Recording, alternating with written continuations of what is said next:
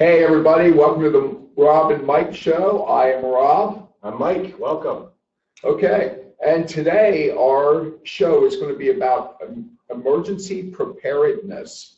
Okay, in Northwest Pennsylvania, we mostly think about snow and how we can't get out of our houses or apartments or whatever.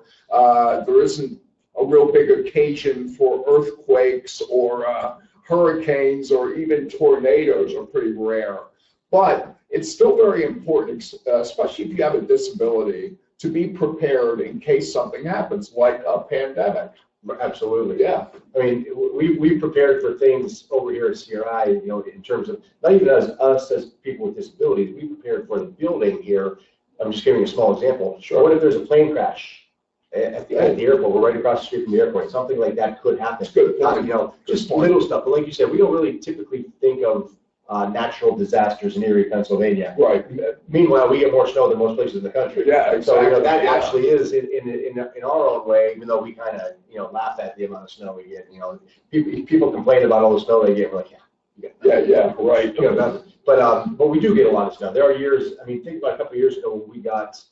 I want to say we got like 36 inches on Christmas Day or the day after Christmas. Sure. And it was. I for one, I'm not sure what it was like for you, but I couldn't get out of my house. I mean, it was virtually impossible. The plows couldn't keep up with things. And I remember when I called the boss, I said, I can't get out. And he said, well, then you're staying home. And I said, well, when the plow comes, I'll get out. He goes, I'm ordering you to stay home today.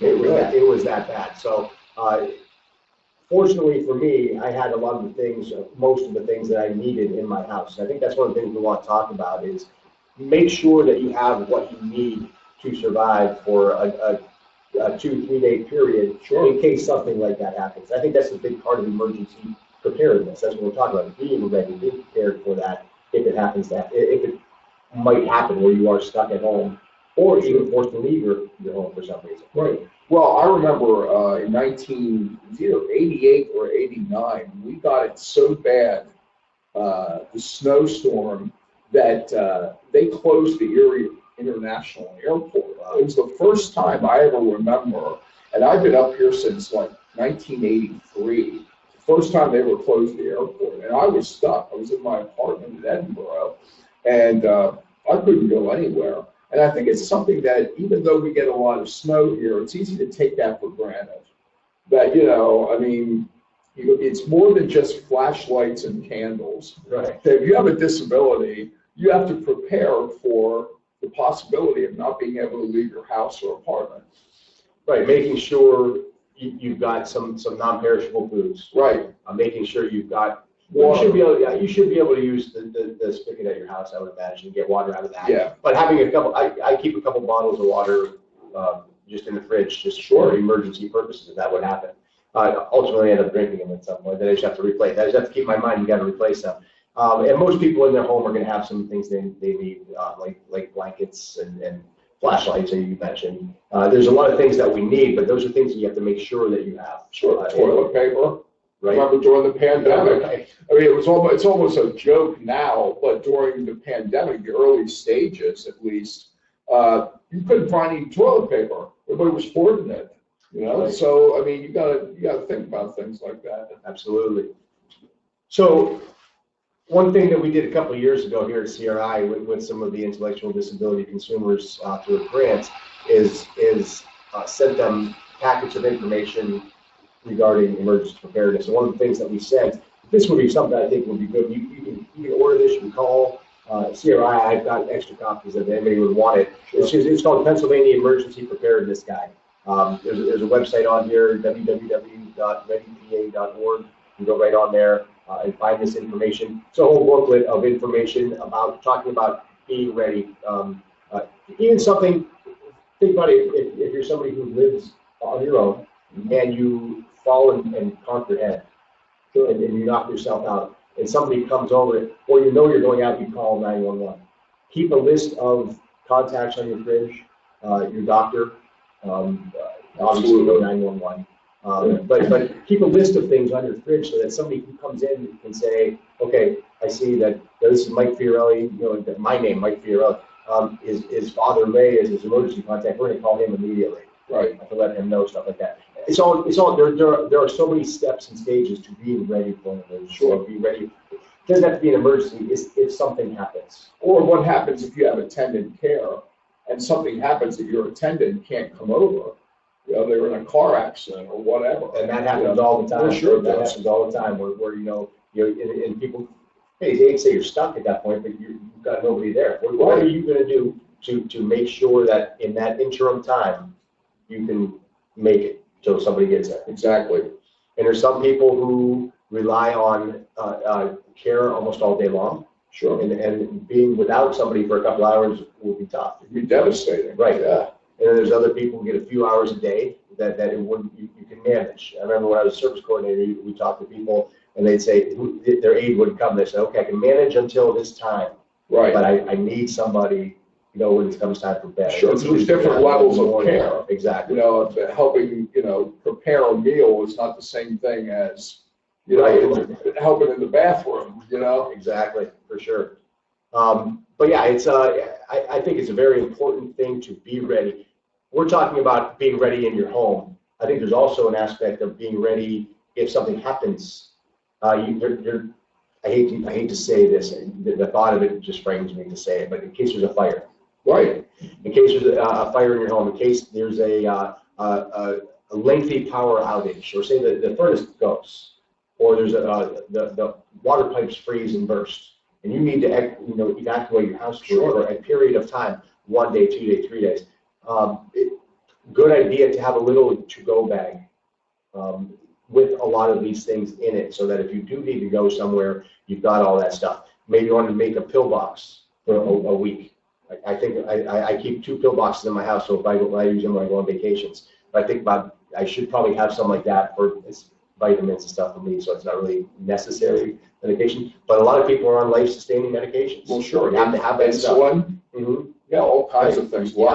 People with disabilities are often on a lot of meds, and many of them are very important. The blood pressure, whatever. Yeah, so to have that ready in case you have to exit quickly, right, is very important. Right. If you have to exit quickly and you're scrounging around trying to find those medications. Yeah.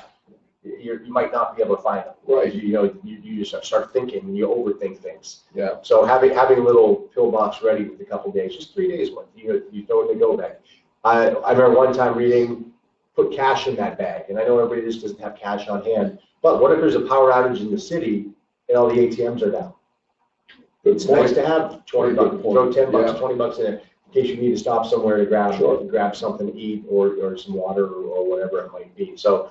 Lots to think about when it comes to being ready for an emergency. So if you would want one of these booklets, by all means call us here at CRI, 814-838-7222. I can get this out to you. If you want to just go on the readypa.org website, they'll mail you one if you request it. Well, I was going to say, could you go on the website and just print it off? Oh, you can probably print it. Yeah, you can probably PDF it and print it. It would be the same exact thing. So I don't know if everybody wants to use the. I always say let the government send me that stuff so I don't have to use all my ink. Oh, there you go. Yeah, let the government. So they can give it to you. Let them give it to you.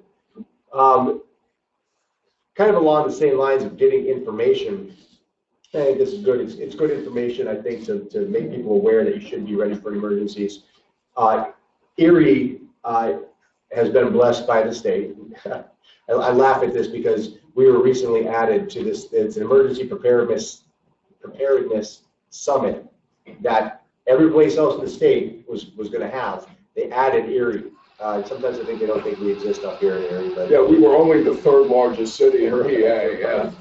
But on Tuesday, April 4th, for anybody who might be interested, Tuesday, April 4th in Erie is one of these emergency preparedness summit.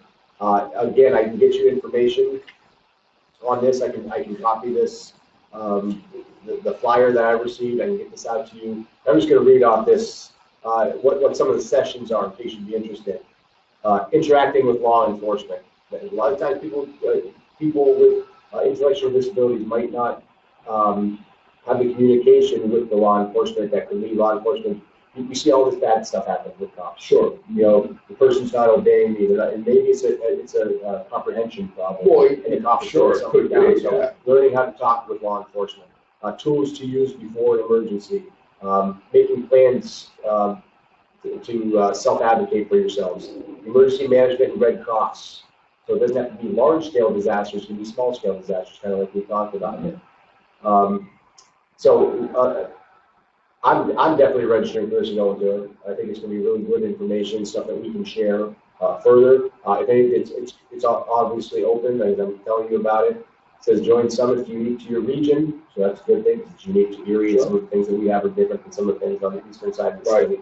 So breakfast, lunch are provided. It's free to attend. There's a free to-go emergency bag, $100 value for eligible participants. So a lot of stuff, so you can get yourself a go bag. I don't know if it's everybody, they're wrapping a few off. Well, if you can't make all of the meeting, you can just sort of show up at like at noon. Or right, it's 8:34. Okay. It's a full day summit with a lot of different presenters, which is great. But I don't think you have to go to the whole day. Okay. And yeah, that would be. I mean, they can't force anybody to go to the whole thing. They might Depends say on what they're having for breakfast. Right. Yeah, if it's bacon and eggs, I'll be there. I'll get there early. Yeah. We also have what's called the Yellow Dot program, which I've just learned about this today. I think this is really interesting. There's this is from PennDOT, okay? And they have this sticker, which is a yellow dot. And if you put it in the back window of your vehicle, okay, it can alert the authorities that you have some type of disability. You may need extra help. Right, so it doesn't have to be somebody. Oh, I don't think I can get the sticker out of here right now. But it's a sticker 2x2. You can't see it because it's round. It's in here. It kind of looks like it's a yellow. Almost looks like the Mr. Yuck stickers from your right. Yeah, it's a yellow sticker. You put it on the like Rob said. You put it on the back window of your vehicle, and you don't have to be. You know, for me, I drive my own vehicle. Right. I could put that in there. I put information about myself in the glove box so that if I ever get in an accident, maybe I hit my head in the steering wheel, knock myself out, any first responder that gets there is going to see this yellow dot, and they're trained to say, okay, this is a vehicle that has a person with a disability potentially in it. They're going to go to the glove compartment. They're going to say, okay, this is Mike. He's a person with spinal cord injuries. So we want to make, maybe they're going to want to, secure my neck to make sure that if I hit myself, that nothing else happened. But somebody who has diabetes and maybe fainted for some reason because of low blood sugar, a lot of different variety of things. Parents who have children, younger children who maybe can't, people who are nonverbal, who can't speak up for themselves. So if a parent gets in an accident, something happens, they knock themselves out, and there's a child in the vehicle that's nonverbal, that information can be put right in the glove compartment. And it's great because the first responder of any sort can come up and say, all right, here is John Smith, and list everything out and say, okay, here's how we're going to help that person. And the fact that you named so many types of disabilities, even somebody who's on the autism spectrum may have a difficult time communicating, okay? But to that end, I think it would be even better if somehow there was like a code system where, on the yellow dot, you saw a symbol of a wheelchair if the person's in a wheelchair, or maybe a jigsaw piece if they were on the autism spectrum. I think breaking it down a little bit better would be even more helpful. I totally agree. It would tell the authority figure what type of disability they're dealing with. Right. And here we are people with disabilities. We are at a Center for Independent Living where we work with different people with different disabilities. Right. The first responders aren't always dealing with people with disabilities. Exactly. So they come across something and it's new to them. We always give people a hard time because they don't understand how we want to be spoken to, and how we want to be treated. Someone who's deaf. Right. Yeah. And I can see a police officer say, the person who's deaf just looking at him, and the cop thinking, oh, now they're ignoring me. Yeah. And they're going to grab them and throw them against the car. Well, and that happens. We hear stories like that, and it's unfortunate. I'm not saying that cops do that. I'm just saying that is a potential where the person could get in jail of some sort. Both people would be in a jam there. Right. That's what I'm saying. If they knew ahead of time more specifically what type of disability, I think it's a great program, don't get me wrong, but I think that would be an improvement on it. I agree. Yeah. I agree. I mean, I think they kept it pretty generic. Yeah, it's like, there's a lot of disabilities out there, yeah. If you start doing that, then, then now you're talking about, having to make, instead of 1 million of these, you have to make 50,000. Oh, I understand. So I think that's what they did, is they said, well, let's keep it generic. It's a logistical thing, Right, but, right. But no, I mean, dream big, right? Yeah, that's right. If you don't dream big, you don't get there. That's right. So absolutely. But yeah, I think this was, it's funny, we had a guest speaker lined up for today, and she was forced to cancel. J.K. Colby, you said? Yeah, it was Jill Horinda Patton from the group Mission and Power, and they do a lot of great things, provide a lot of great services for kids with disabilities and their parents. And unfortunately, she and her husband both had COVID, so they couldn't make it. So she will be on at some future date. So yeah, we were talking the other day, and Rob said, Jill has COVID, she's not going to be able to make it. Do you have any other ideas? And I looked, I just kind of did a glance around the office, and I said, emergency preparedness, especially this time of year. Absolutely. We've been pretty fortunate up in this region to have a mild winter up to this point. But we still have a month and a half. It's not over. Yeah. I can guarantee you that it's not over. So we're going to get some snow. Hopefully we won't get the blizzards that keep us indoors. Yeah. And we'll be able to get out and do things. But I thought, this was a good thing to talk about at this time of year. Sure. In the summertime, you have to worry about putting sunscreen on so you don't burn yourself. Yeah. This time of year is a little bit more. There's more danger that could potentially be there. So. Sure. But no, I think this was a great opportunity to talk about this today. Absolutely. We'll get Jill on, hoping next month to get somebody from EMTA Lift. Yes. And we're going to, get Jill on eventually and have some more guest speakers as we move forward. Absolutely. So, okay. All right. Like I said earlier in the show, if you have questions, if you want any information, feel free to reach out. You can call CRI and ask for me. I can get you any of this stuff. You can go on the website, and like Rob said, you can print your own. You can request one from them. Or if you want to attend that summit. Or if you want to come to the summit and want information about it, let me know, and I can just provide that information or mail it out to you. And hopefully we'll meet somebody there. That'd be great. Yeah. All right. Okay. Well, I think that went very well today. I think so too. He's Rob. And he's Mike. All right. Thanks. We'll see you next time. Absolutely. Thanks for coming today. Have a great rest of the day.